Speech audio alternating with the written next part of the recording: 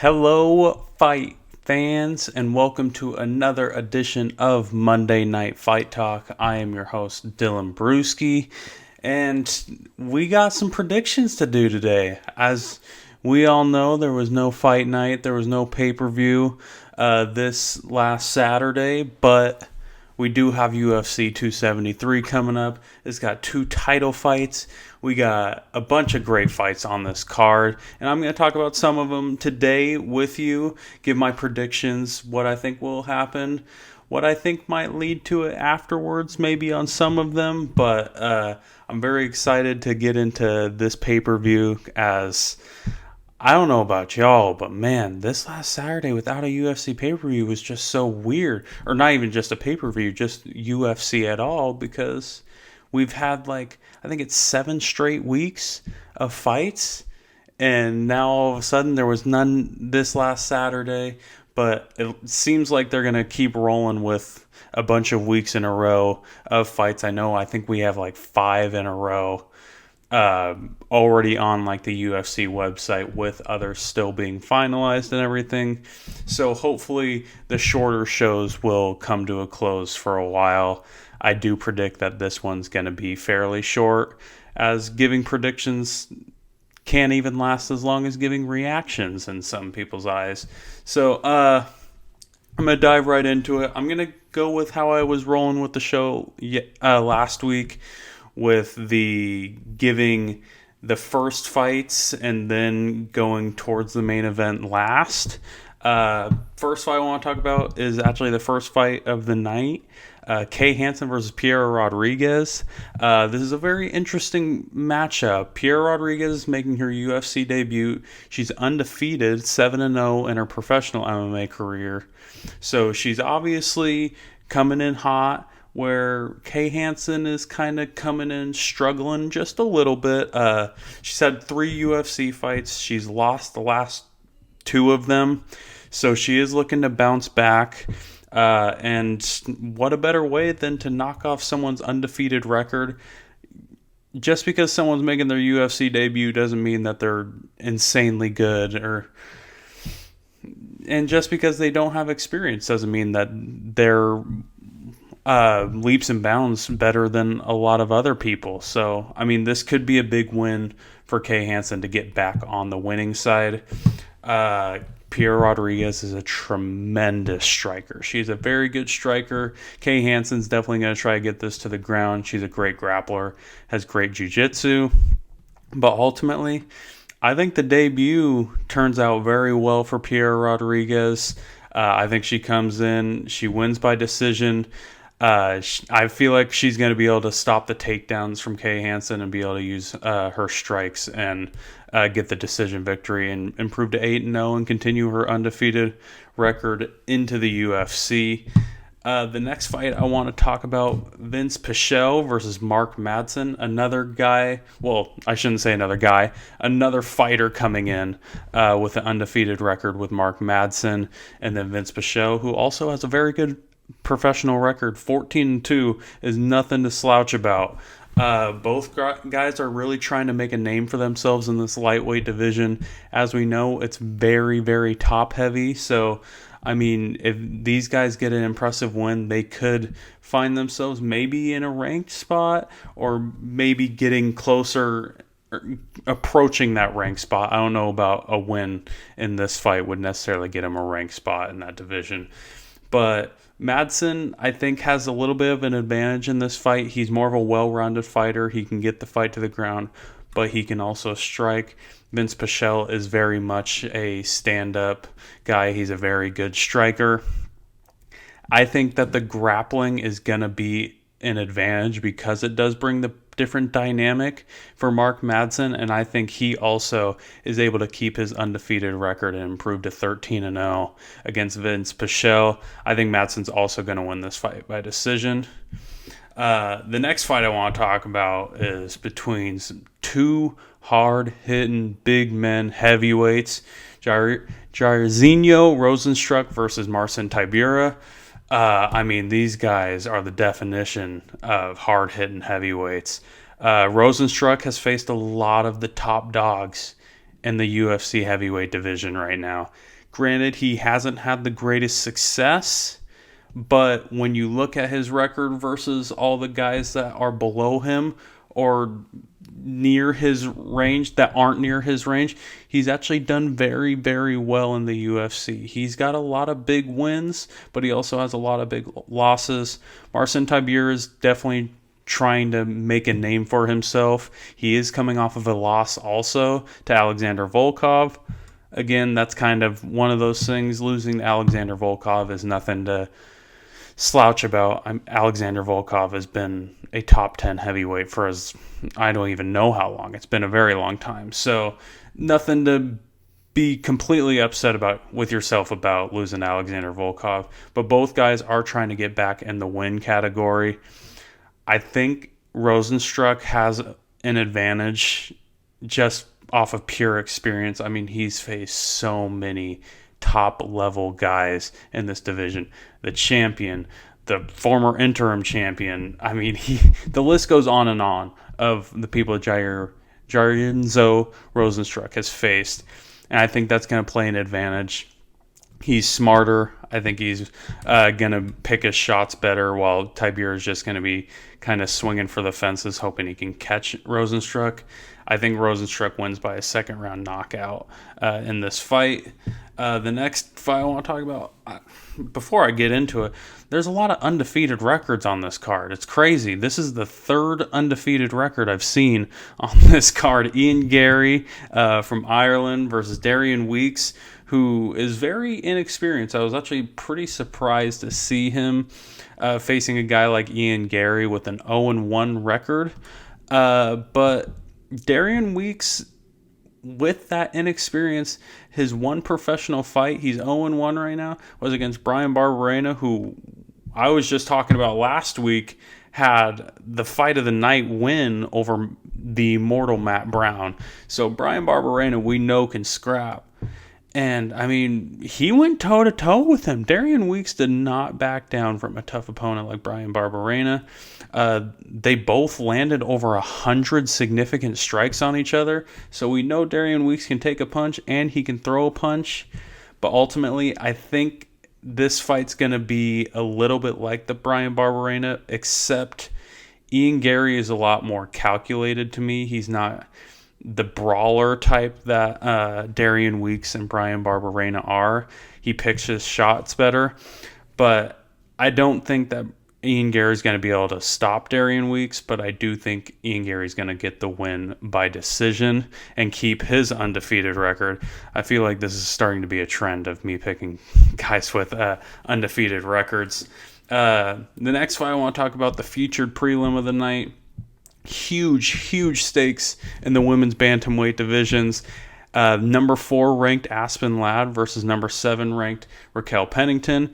Pennington took this fight on short notice with Irene Aldalena getting hurt. So originally it was 3 versus 4, which was obviously even bigger stakes, but still Aspen Ladd is trying to make a name for herself. She's trying to get the big win to put herself in that championship picture after obviously Amanda Nunes and Juliana Pena are going to have to figure their rivalry out first. Amanda Nunes is obviously next in line to get her rematch against Juliana Pena, but Aspen Ladd is trying to get that next spot. So this is a huge fight for her. Where Pennington, she's trying to get back into it. She's struggled recently. She's a veteran of this game, but I think she's definitely going to try to use her experience to her advantage with over 20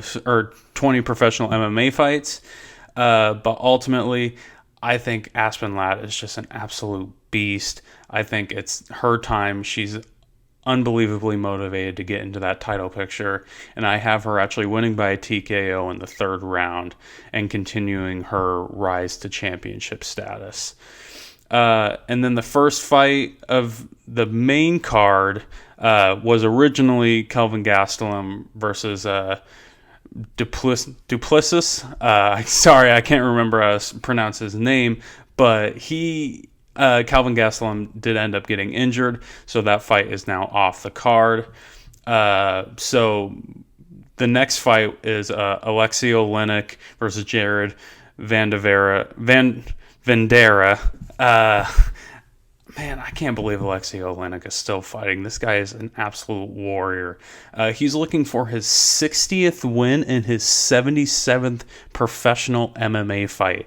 This guy has been through it all. He has faced almost everyone to ever step foot in the UFC and have a somewhat relevant name. He's definitely going to try to get this fight to the ground. He has amazing jiu-jitsu. I mean, his nickname's the Boa Constrictor. I mean, that should tell you everything you need to know about Alexei Oleinik's game. Jared Vandera, on the other hand, will definitely try to keep this fight on the feet. He has tremendous power in his hands. But ultimately, I think the grappling and experience will prevail. Vandera only has like a 20% takedown defense, which obviously against a veteran of this game and a grappler of the caliber of Alexei Oleinik, that's not going to work out. I have Alexei Oleinik winning this fight by first round submission. I just think he's going to outmatch Vandera, very much so. And then a fight that I have been excited about since it was announced, Mackenzie Dern versus Tasha Torres. Huge stakes in the strawweight division. Mackenzie Dern was skyrocketing in this division. She was mowing through everybody in her way until last year when she met Marina Rodriguez. Obviously, we saw what Marina Rodriguez could do last month against Juan Shannon. But Mackenzie Dern is super good, and I'm excited to see her future. Well, Tasha Torres, I mean, she's been around and she's fought in the UFC for a long time, and she's fought some of the most dominant ladies in this strawweight division. I mean, you name it. Marina Rodriguez, Joanna Jędrzejczyk, Yang Wei Li, Rose Namajunas, Jessica Andrade. And those are her only 5 losses in her professional MMA career.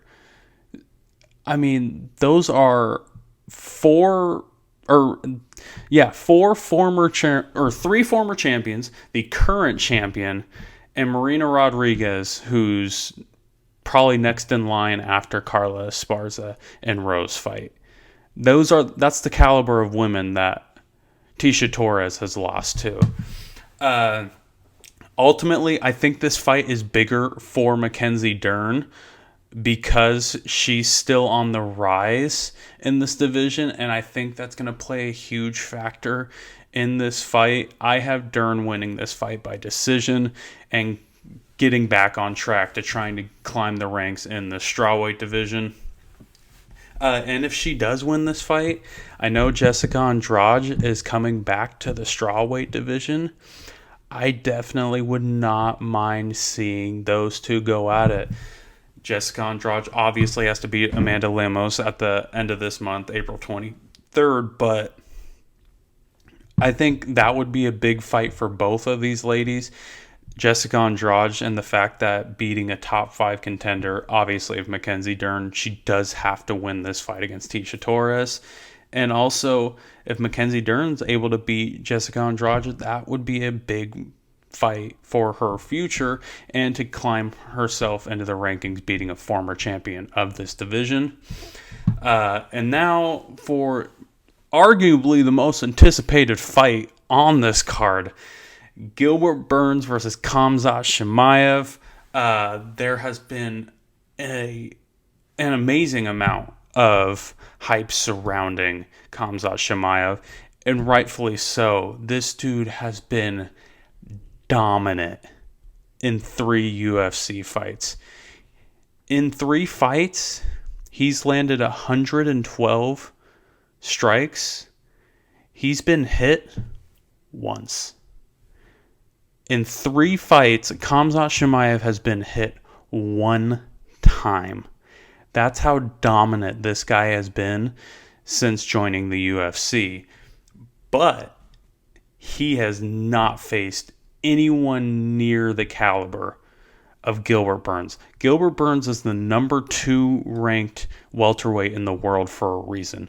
This dude is an absolute beast. He was on a tear through this entire division until he met Kamaru Usman, but you could say the same thing about almost every single person in the welterweight division. They were on a tear, and then they met Kamaru Usman, and then they lost to Kamaru Usman. It's the same cycle over and over again with this welterweight division. But right after the loss to Usman, he comes back, he faced Wonderboy, and he beats Wonderboy. So, I mean, that's a big win. That's still a top 10 contender in this welterweight division. So we know that Gilbert Burns is a tough dude, but will he be able to stop the hype train of Kamza Shamayev? I don't necessarily think so. Kamza Shamayev is an absolute beast. I think he will be a little, I don't want to say hesitant, but tentative. He's going to be more aware that this is the best fighter he has ever faced. He's been training with Dern Till, so obviously his striking, I think, will definitely have improved training with a guy like Till. But I do think that Kamza Shamayev will continue this dominant reign in the UFC. He won't dominate Gilbert Burns like he did the other fighters that he's faced, but I still have him winning in the late first round by TKO. And now moving on to the co-main event, one of 2 title fights, the long awaited rematch between the champ Aljamain Sterling, the interim champ Petr Yan. As we know, Sterling has the belt from a disqualification from Yan in their first fight due to an illegal knee to a downed opponent. So there's been a lot of controversy surrounding Aljamain Sterling's title reign. He hasn't defended the title whatsoever. Granted, that was due to injury from that knee from Petr Yan. And I hear a lot of people that still think that Aljamain Sterling could have gone farther in that fight. I don't think so. That knee was brutal, and I think that Aljamain Sterling had every right to not continue in that fight because it was a horrible knee. It was illegal, but still there's the controversy of should he be the champion winning that way. Especially since that knee happened in round 4, and Yan was winning at least 2 of those rounds, and he was winning the 4th at that point, and only getting better as the fight went on. So there still is a lot of controversy. These guys do not like each other. They've been beefing on Twitter since that night. So I'm very, very excited for this rematch. But ultimately, I think that Yan is the better fighter. I think Yan's going to regain the title officially. I mean, he has the interim title right now, but the undisputed title, I should say. But I do think that Yan's going to win this fight by decision. I think he's going to win it pretty handily. I say like a 49-46, maybe even win all 5 rounds, 50-45. But I do think Petr Yan's just the better fighter in this fight. And now for the main event of the evening, the number 3 pound-for-pound fighter in the world, the featherweight champ Alexander Volkanovsky versus the Korean Zombie. As we know, Korean Zombie's really only in this position because the Max Holloway injury. That's no disrespect to him. I'm actually very glad that he was able to get this title shot. I think it's awesome for a guy that's been in the UFC for as long as he has. He's faced some of the top guys on the planet, and he's held his own. He's lost some, he's won some against these top fighters. But I do think it's awesome to see him in this position. That being said, unfortunately, I don't see this being that close of a fight. Alexander Volkanovsky has proven to be in a league of his own in this division. Max Holloway is really the only guy that you can say is anywhere near the same level as Alexander Volkanovsky. And Volkanovsky's beaten him twice already. So it's very tough for me to see the Korean Zombie winning this fight. That being said, he has tremendous precision on his strikes. He may be able to catch Volkanovsky with one of those strikes, but I do ultimately think that that's going to be the only way that he's going to be able to take this championship away from Volkanovsky. Ultimately, I have Volkanovsky winning this fight by third round TKO and continuing his reign of dominance as the featherweight champion. And hopefully, after this, I do believe that it will be another Max Holloway, Alexander Volkanovsky matchup. It's the fight that makes the most sense.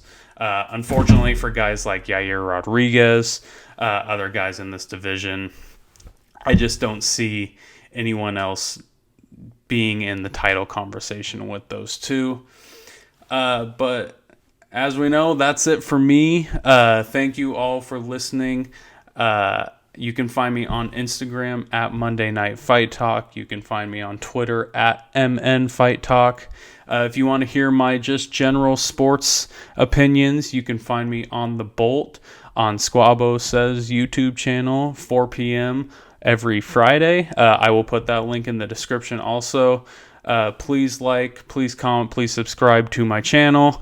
Thank you all for listening, and I hope you all have a great rest of your week.